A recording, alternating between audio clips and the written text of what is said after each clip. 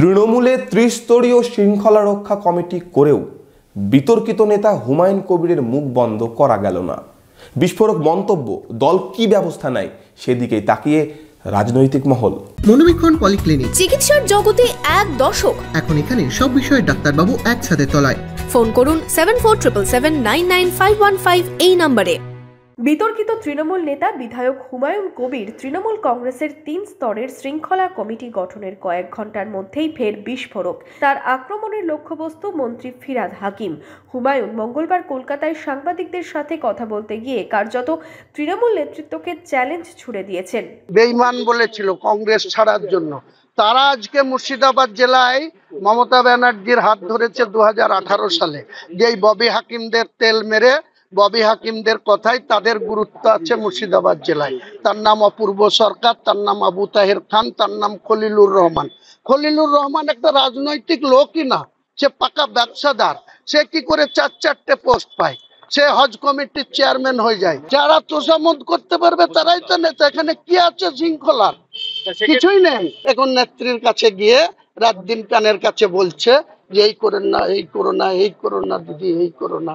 সব থেকে যে ডিসিপ্লিন বেশি ভঙ্গ করে সেই ডিসিপ্লিন কমিটির যে পার্টির হয়ে কিছু করে না সেই আবার কোঅর্ডিনেটর হয়েছে। তো এটাই আমাদের দুর্ভাগ্য, মুর্শিদাবাদ জেলার ভোটারদেরও দুর্ভাগ্য। তাদের নিজেদের স্বার্থ বিঘ্নিত হবে বলে মমতা বন্দ্যোপাধ্যায়ের কাছে নাম্বার বাড়ানোর জন্য এসব করছে। তারা সময় আসলেই যোগ্য জবাব। প্রকাশ্যে সংবাদ মাধ্যমে মুখ খুললে শাস্তির মুখে পড়তে হতে পারে, সেটা বিলক্ষণ জানেন হুমায়ুন, কিন্তু তাতেও দম্বার পাত্র নন তিনি। আমি তো ব্যবস্থা নেওয়ার জায়গায় বলতে আমাকে সাসপেন্ড করে দেবে। তো আমি তৃণমূলের বিধায়ক ছাড়া আমি কোন পোস্টে আছি? আমাকে তো প্রাথমিক মেম্বারশিপ আছে। 2012 সালের 20 নভেম্বর পার্থ চট্টোপাধ্যায় আমাকে একটা মেম্বারশিপ দিয়েছিল, অল ইন্ডিয়া তৃণমূল কংগ্রেসের মেম্বারশিপ। সেই রসিদটা আমার কাছে আছে। সেইটা থেকে বহিষ্কার করে দেবে, সেটা তো কোনো কথা বলারই জায়গা নাই। আপনারাই বলছেন যে কল্যাণ ব্যানার্জি বলেছে, ববি হাকিম বলেছে, আমাদের কথার কোনো গুরুত্ব নেই। তো আমাদেরকে বিধানসভার সদস্য, আমি বিধানসভার ভিতরে যদি ডেকোরাম মেনটেন করে চলি, তাহলে এখানে পরিষদীয় মন্ত্রী আমাকে শোকজ করতে পারবে না। আমাকে এখানে বিধানসভার চিফ হুইপ এখানে কোনো শোকজ করতে পারবে না। পারবে কি? আপনারা বলুন, আপনারা সাংবাদিক পারবে না আইনত? আমি তো সেখানে কিছু বলছি না, কিন্তু বাইরে আমার মুখ বন্ধ করা যাবে না। যেহেতু তোমরা খাচ্ছ, তোমরা লুটছো, তোমাদের হাতে ঘা লাগবে। হুমায়ুন কবির খায়ও না, লুটে না।